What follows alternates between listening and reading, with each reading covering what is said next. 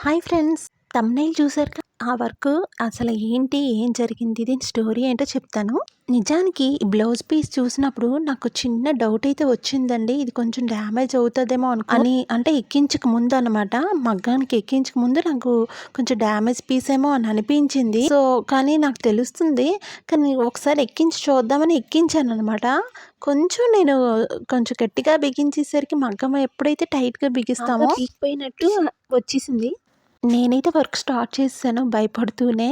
ఎందుకంటే అది పూర్తిగా డ్యామేజ్ అయిన క్లాత్. కస్టమర్‌కి ఇన్ఫార్మ్ చేస్తే పర్లేదు చేసేయమని చెప్పారు. ఎందుకంటే ఆ బ్లౌజ్ పీస్ కోసం చాలా షాపులు వెతికారంట. సేమ్ కలర్ అయితే వాళ్ళకి కూడా మ్యాచింగ్ సెంటర్స్‌లో గాని ఎక్కడ మ్యాచ్ అవ్వలేదు.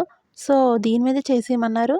సో ఏదైతే అది అయిందని నేనైతే ఫ్రంట్ నెక్ స్టార్ట్ చేశానో, ఇలా మీ ముందు చేస్తున్నాను కదా, వర్క్ అనేది స్టార్ట్ చేశాను. క్లాత్ డ్యామేజ్ అవ్వడం వల్ల వర్క్ చేస్తున్నంత సేపు నేను చాలా కష్టపడాల్సి వచ్చింది.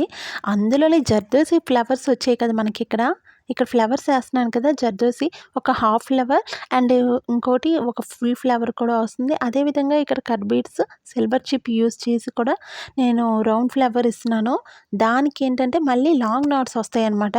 శారీ పర్పుల్ కలర్‌లో ఉంది. సో ఆ పర్పుల్ కలర్ అనేది వస్తుందనమాట. ఇందులో యూజ్ అవుతుంది. లాంగ్ నోట్స్ కూడా వస్తాయన్నమాట. ఇలా నాకు చాలా కష్టంగా అనిపించినా చేశాను జర్దోసి వర్క్ ఒకటి. అలా చేస్తుండగా మధ్యలోనే కొంచెం నీడిల్ అనేది బ్రేక్ అవ్వబోతుంది. నాకు అప్పుడే అర్థమైపోయింది. అయిపోయింది, దీని పని అయిపోయింది అనుకున్నాను. ఈ లోపల ఏంటంటే ఫ్రంట్ నెక్ ఏదైతే ఉందో నెమ్మదిగా ఫినిష్ అయితే చేసేసానండి.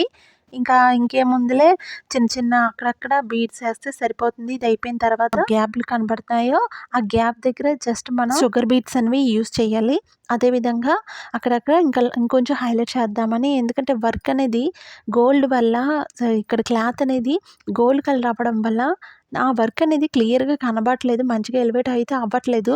నేను ఎంతగానో ట్రై చేసినా అవ్వట్లేదు. దానికోసం ప్లస్ డ్యామేజ్ పీస్ ఒకటి, నాకు అదొక ఆఫర్ ఒకటి వచ్చింది ఇందులో. సో అదనమాట ఫ్రెండ్స్. నేను ఇలాగైతే కష్టాలు పడ్డాను దీంతోటి. లాస్ట్‌కి ఏమైందంటే మొత్తాన్ని ఇలా బ్యాక్‌కి కూర్చొని కొంచెం స్టార్ట్ చేద్దామని ఇంకొంచెం ఒక 2, 3 ఫ్లవర్స్ ఏసాను.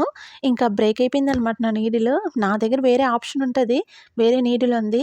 కాకపోతే నాకు కొన్ని రోజుల క్రితం వరకు నాకు ఇదైతే వర్క్ అవుతూనే ఉంది. నా చేతిలో మనకేదైతే బాగా అలవాటు అవుతదో ఆ నీడిల్, అది తప్ప వేరేది అంత ఫాస్ట్‌గా మనకి మళ్ళీ టైం పడుతుంది కదా!